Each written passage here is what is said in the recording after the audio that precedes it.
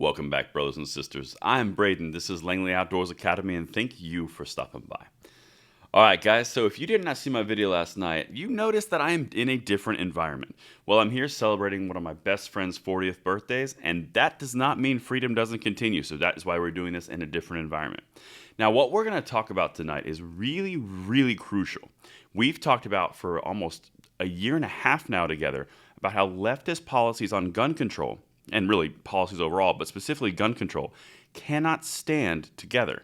They stand independently really well. For example, tough on gun crime, air quotes, or gun control, but then you also have wokeism, which won't implement any kind of policies or any kind of punishment or punitive action.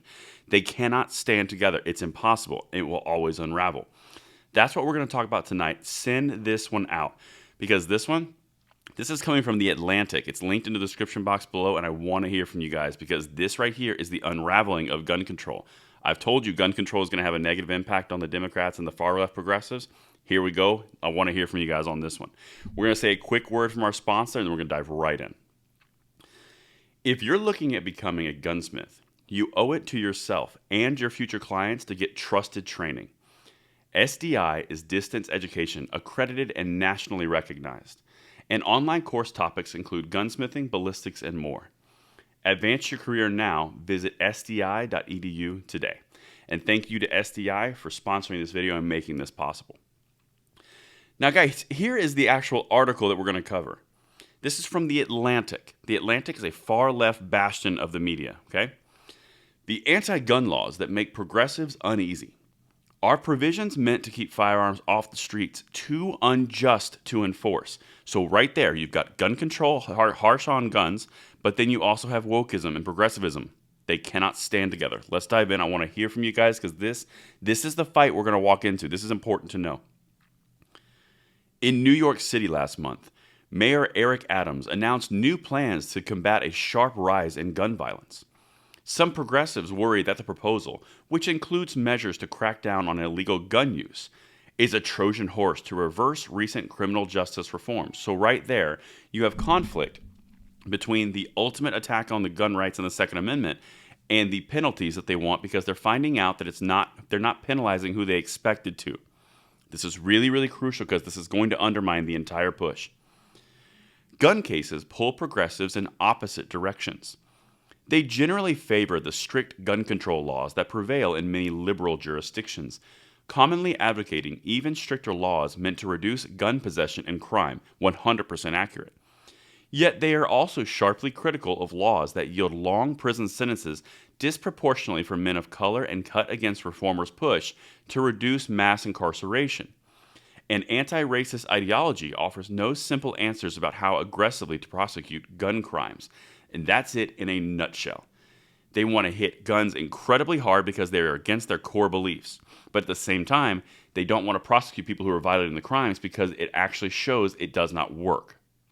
Everything is in conflict, and when two things on the same platform are in conflict, those pillars start to fall, the entire thing unravels. This is really interesting to see because this has not come out mainstream before, and Atlantic is a mainstream leftist article.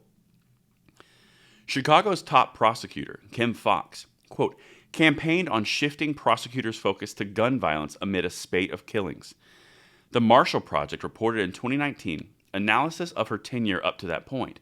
Quote, 2.5 years later, approval rates and felony prosecutions are trending down for nearly every offense category.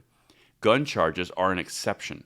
They are the only major category to increase under Foxx. In 2020, Foxx responded to critics by touting her gun prosecutions. So she was being tough on crime in her mind, but she was using it as a positive. But the left is not okay with that because who's getting penalized? Los Angeles County District Attorney George Gascon has a different approach. This is the guy who sent a letter to the credit card agencies saying don't support or don't process any orders for ghost guns. This guy has no constitutionality at all. He's just a zealot. Upon taking office in December 2020, he declared his intention to stop using a legal provision that allows prosecutors to seek longer sentences for convicted criminals who use guns in their crime. A subsequent analysis by the local news site found a 63% drop in gun charges filed by his office. Now tell me why, in the middle of a national crime spree, about 2 years ago, You have a 63% drop in gun charges across the entire United States, all in liberal jurisdictions, and you're seeing an increase in crime and what they call gun crime and violent crime across the board. Any parallels? Anybody? Well, the Atlantic has a moment of clarity, and this is how we're going to wrap this up. Americans have a constitutional right to bear arms and an inherent right to defend their own life and liberty, I know. At the same time, increasing numbers of guns seem to result in more violent crime. Seem. It's no longer constant now, it's a seem. Including murders, which rob victims of their right to life. I myself would rather live in a neighborhood where guns are rare than one where they are common. Do you notice how the tense and the focus has changed to personal preference, not demand for everyone? This is really important because things are starting to meld. They're starting to have conversations, and they understand. Again, Atlantic writes to far leftists. They're starting to understand this is going to undermine them across the board because it does not make sense and does not have consistency. And that's what I've got for you today. Let me know what you guys think of this episode of Bullet Points, and I will see you tonight at the 9 p.m. segment. I'm Braden. See you later.